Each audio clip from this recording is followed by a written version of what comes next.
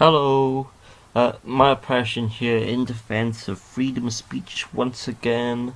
Well, this woman, she posted a thing on Facebook about Bradley Lowry, like a 7 or 8 year old with terminal cancer, and she said some horrible things. It was completely horrible. I do not condone what she said. If you want to look up the case, look it up.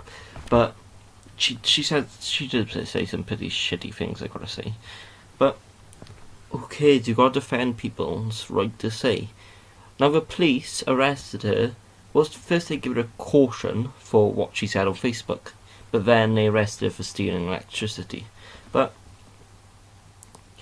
she should not have got that caution, because freedom of speech is the protection of your opinion from any prosecution by the state. You can say whatever you want. You do not care if people get offended, because they're gonna get offended. Some people say, "Oh, you can have freedom of speech, you are not protected from consequences."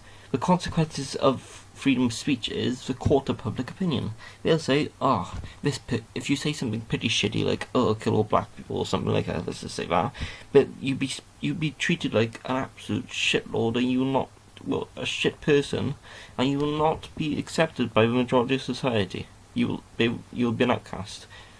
That's what the consequences should be, the court of public opinion.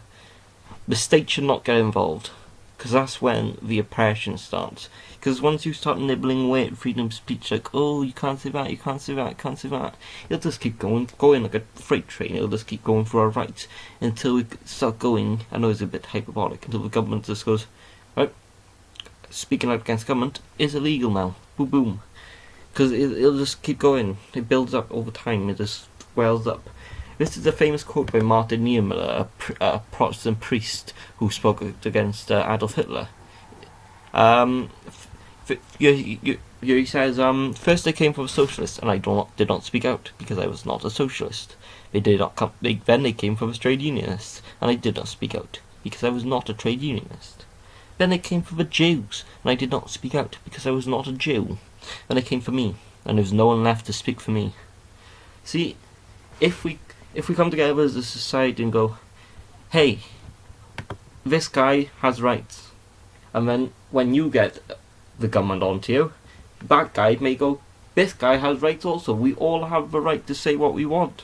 We always have the right. We should always have the right to say what we want. Isn't that what liberalism for? When I see people who claim they're liberals going, hey, freedom of speech is so overrated nowadays, I just get, you don't realise how much it pisses me off. It's like, you can't claim to be liberal then anti-freedom of speech.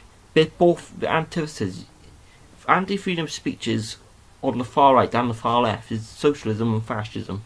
Well, not socialism, communism and fascism. That's where freedom of speech.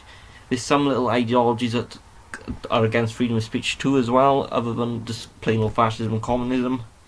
But that's just another video for another day. But if you see someone speak on the internet speaking against freedom of speech, just go to them and go, no, you don't have the right to be a friend, to not be offended, but we have the right to freedom of speech and freedom of expression. It is one of the cornerstones of a democracy. If we do not have freedom of speech, we do not have a democracy. Because we can't go like this, oh, I voted for UKIP this summer. Because that's freedom of expression and association and all that. If you get rid of those, you just have to vote for the leading party, INGSOC. But anyway, I hope you leave a like, a comment, and a subscription, because I'd like to spread my views and just maybe, I don't know, just, if you agree, dislike. If you disagree, just leave a comment going, I disagree actually, and maybe I will comment back. I'll just start a debate. Oh well, goodbye guys, have a nice day, have a nice Christmas, and let's hope 2017 will make the world great again.